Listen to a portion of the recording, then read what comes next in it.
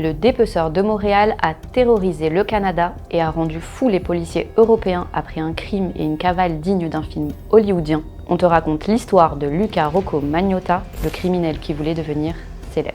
En mai 2012, la police est appelée par le concierge d'un immeuble à Montréal. Ce dernier a remarqué une valise suspecte devant chez lui qui traînait depuis 2 jours et dégageait une odeur nauséabonde. En ouvrant le bagage, la police découvre un tronc humain. Le corps d'un homme sans tête, ni jambes, ni bras, y a été abandonné. Plus loin, dans des poubelles, d'autres parties du corps, notamment les jambes et les bras, démunis de pieds et de mains, sont retrouvés. Des ustensiles de torture et des papiers d'identité sont également retrouvés au nom d'un certain Luca Rocco Magnotta. Au même moment, à Ottawa, la police est appelée en urgence pour des colis suspects réceptionnés. L'un au siège politique du Parti conservateur, l'autre au centre de tri postal à destination du siège du Parti républicain. Tu l'auras peut-être deviné, les colis contenaient les mains et les pieds de la pauvre victime de la valise de Montréal. Les recherches sont immédiatement lancées pour retrouver le coupable et grâce aux vidéos de surveillance de l'immeuble et des bureaux de poste, un homme est tout de suite repéré. La vérification confirme qu'il s'agit de Luca Rocco Magnotta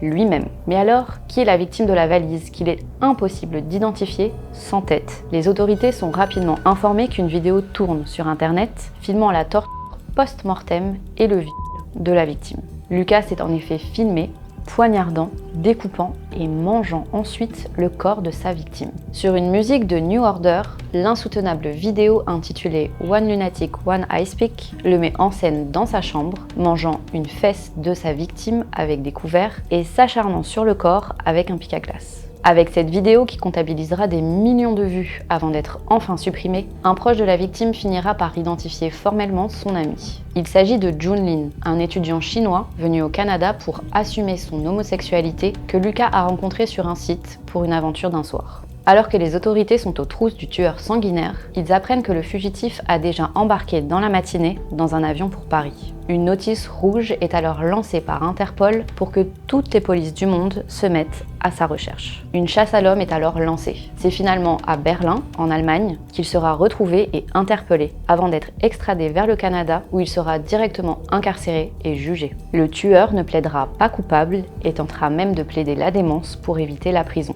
Sans succès. Il écopera de la prison à perpétuité. Après une enquête approfondie sur le profil du dépeceur de Montréal, les enquêteurs en ont appris plus sur lui. Né le 24 juillet 1982 à Scarborough, au Canada, il a été diagnostiqué schizophrène après une enfance compliquée. Après le lycée, il se lance dans une carrière d'acteur pornographique, puis dans le mannequinat et finit escort boy. Son unique objectif était de finir célèbre, et c'est après avoir été refusé dans un programme de télé-réalité que l'homme serait passé à l'acte. En prison, il fit scandale en publiant une petite annonce pour trouver son prince charmant sur un site de rencontre spécialement conçu pour les détenus, et a même fini par se marier avec un co-détenu. Et toi, tu avais déjà entendu parler de ce meurtre glaçant ?